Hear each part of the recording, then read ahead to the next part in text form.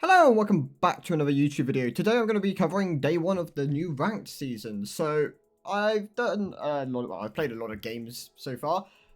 Good 13 I'd say. And my current read is AP assassins seem to be really dominant at the moment. So let's get into it.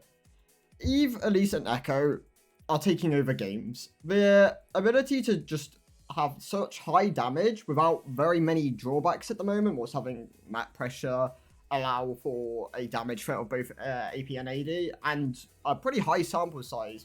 At least having almost a double her play rate, something like a 54% win rate at the moment, kind of ridiculous. I know Eve's is around 52%. She's pretty popular, not as popular as, let's say, Elise or Echo, but still pretty popular. Echo, not as high of a win rate, but still pretty good at the moment. I've seen Echoes get out of control, and just the ability to one-pop someone with auto, both procs of Q, get your passive, disengage, something like this, seems to be really valuable at the moment. Even people not utilizing Echo's counter-ganking capabilities seem to be having a lot of success, so we'll have to see how this goes and what ends up happening as we progress further into the beginning of the season. Kai'Sa, Samira, Zarya, and Tristana are the ADCs I've picked up. Their snowball potential, yeah, it's ridiculous.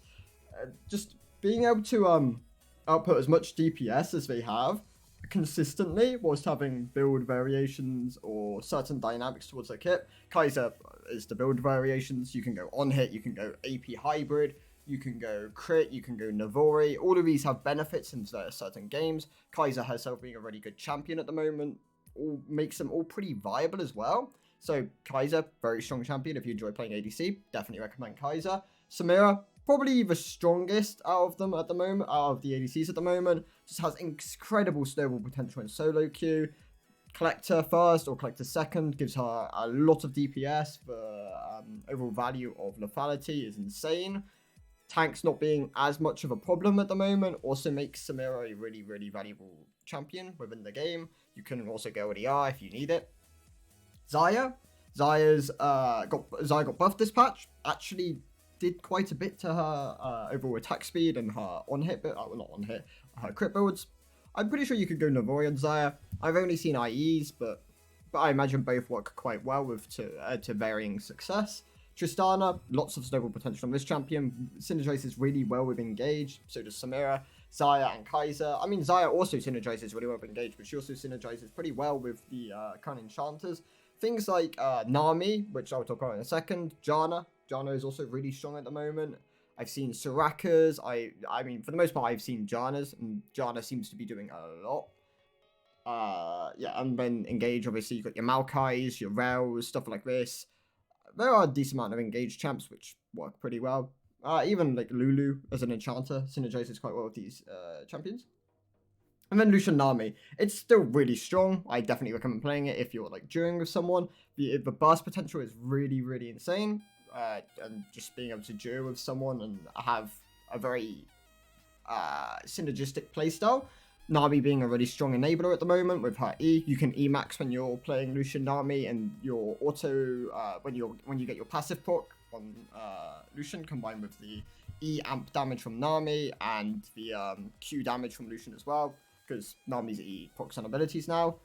It's a lot of DPS, and yeah, you can close to one-shot people if you have a couple of items, and just overall your DPS is really high.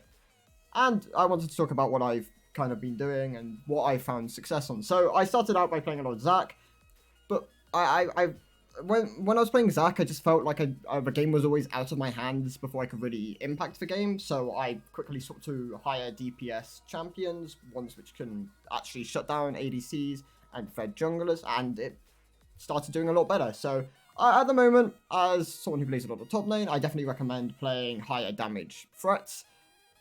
When you're playing someone like Zac, a more supportive tank, maybe like Shen as well, these things still work, don't get me wrong. I think Zac is still one of the top, is the strongest and one of the strongest top laners in the game at the moment. Same with Shen, these things do work, but they do have counters and you can't just blind them as easily as I hoped you would. But things like Camille and Fiora still pretty strong at the moment. Fiora obviously being nerfed, Camille is my go-to ban. Darius is still pretty strong at the moment. There are a couple of other top laners which are rising up to strength. Jax, for example, is really strong at the moment, but he feels incredibly clunky to play. I've played one game of him, and the horrible auto animation with your ult, where it's like a backswing of the staff. It's terrible. It makes his auto attack pattern so clunky, and if you can get over it, then fair enough. But if you're someone who's used to playing the old Jax with the pretty smooth, like if you're running something like God Stuff Jax, it's pretty smooth. It's less consistent than it used to be. So I don't know. It's kind of hard to really tell where that one's going to go. Olaf is really strong at the moment. This is another champ I wanted to talk about. And Udyr also with the Demonic's Rush. Both these champs are really, really good at the moment. Definitely consider playing them. You can also play some with ranged top laners. Aksham with Stormrazor. Quinn with Stormrazor. Both these work quite well. And some of the tanks are seeing a bit more success with Jaxo being changed towards buffing tanks. I don't think Jaxo's in the spot it needs to be in. Maybe it'll get some more buffs. We'll have to see. And Winter's Approach being buffed. That was also a pretty big one. This helps champs like Sejuani on find a better place. And I mean, we all know about Varroa and Archangel's problems at the moment. Kassadin's incredibly strong. I'm pretty sure Cassiopeia is also doing really well, and Nivea. There's a lot of champs benefiting from Rora's change and Archangel's being reverted back to what it used to. So, enjoy the season. I'll cover some more things tomorrow.